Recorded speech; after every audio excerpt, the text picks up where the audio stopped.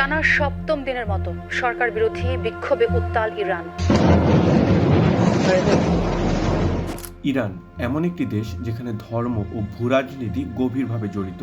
বহু বছর পর সেই ইরান আবারও অস্থির।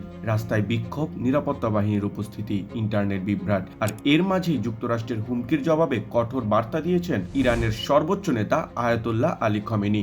এই ভিডিওতে আমরা জানব এই বিক্ষোভ কেন শুরু হলো, সরকার কিভাবে পরিস্থিতি মোকাবেলা করছে এবং কেন আন্তর্জাতিক অঙ্গনে আবার ইরানকে ঘিরে উত্তেজনা বাড়ছে। আপনারা শুনছেন ডেইলি হেডলাইন। ইরানের বর্তমান সংকটের কেন্দ্রবিন্দুতে রয়েছে অর্থনীতি। ভয়াবহ মুদ্রাস্ফীতি, ইরানি রিয়ালের দ্রুত অবমূল্যায়ন, দীর্ঘদিনের আন্তর্জাতিক নিষেধাজ্ঞা, এর সরাসরি প্রভাব পড়েছে সাধারণ মানুষের জীবনে। খাদ্যপণ্য, ওষুধ, জ্বালানি সবকিছুর দাম বেড়েছে। গত বৃহস্পতিবার তেহরানের কেন্দ্রস্থলে ব্যবসায়ী ও দোকানিরা প্রথম রাস্তায় নামেন। তাদের দাবি ছিল খুব সাধারণ: এই পরিস্থিতিতে ব্যবসা চালানো আর সম্ভব নয়। সেই বিক্ষোভই এখন ছড়িয়ে পড়েছে ইরানের দক্ষিণ, পশ্চিম ও উত্তরাঞ্চলের বিভিন্ন শহরে। মানবাধিকার সংগঠনগুলোর তথ্য অনুযায়ী এই বিক্ষোভে এখন পর্যন্ত 10 জনের বেশি মানুষ নিহত হয়েছেন।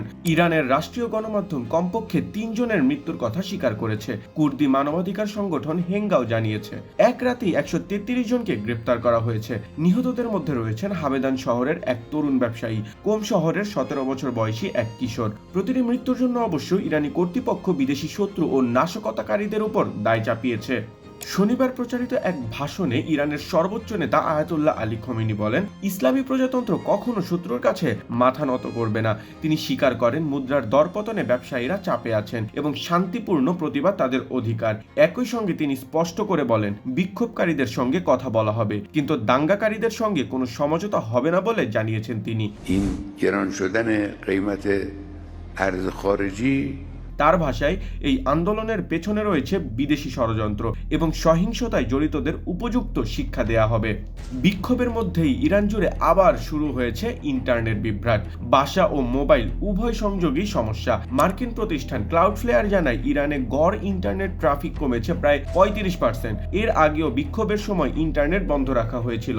জনগণকে শুধু সরকারি ইন্টারনেট ব্যবহারে বাধ্য করা হয়। সরকারের দাবি, তারা বড় একটি সাইবার হামলা প্রতিহত করেছে, আর সে কারণে ব্যান্ডউইথ সীমিত করা হয়েছে। তবে সমালোচকদের মতে ইন্টারনেট নিয়ন্ত্রণ ইরানে বিক্ষোভ দমনের একটি কৌশল। এই সংকটের মধ্যেই মার্কিন প্রেসিডেন্ট ডোনাল্ড ট্রাম্প বলেন, ইরান যদি সাধারণ বিক্ষোভকারীদের হত্যা করে, যুক্তরাষ্ট্র তাদের উদ্ধারে পদক্ষেপ গ্রহণ করবে। এই বক্তব্যে কি ধরনের পদক্ষেপের কথা বোঝানো হয়েছে তাই স্পষ্ট করা হয়নি। তবে এই মন্তব্যের পরই যুক্তরাষ্ট্র ও ইরানের মধ্যে কথার লড়াই শুরু হয়। ইরানের প্রেসিডেন্ট মাসুদ পেজেশকিয়ান বলেন, যারা গাজায় নারী ও শিশুদের ওপর বোমা ফেলেছে তারাই আমাদের মানবাধিকার শেখাচ্ছে। এই বক্তব্যে তিনি সরাসরি গাজায় ইসরায়েলের যুদ্ধে যুক্তরাষ্ট্রের সমর্থনের কথা টেনে আনেন। আজ ইরান দাঁড়িয়ে আছে এক গভীর অনিশ্চয়তার সামনে। একদিকে অর্থনৈতিক চাপ, জন অসন্তোষ, অন্যদিকে কঠোর রাষ্ট্রীয় অবস্থান ও আন্তর্জাতিক হুমকি। ইতিহাস বলছে, ইরানের এই ধরনের সংকট শুধু দেশের ভেতরে সীমাবদ্ধ থাকে না। এই বিক্ষোভ কোন পথে যাবে, সংলাপ, দমন নাকি বড় সংঘাত, তা নির্ধারণ করবে আগামী দিনগুলো। ইরানের বর্তমান রাজনৈতিক পরিস্থিতি নিয়ে আপনার মতামত কি? কমেন্টে লিখুন, ভিডিওটি শেয়ার করুন, আর এমন ভিডিও আরও পেতে চাইলে চ্যানেলটি সাবস্ক্রাইব করুন।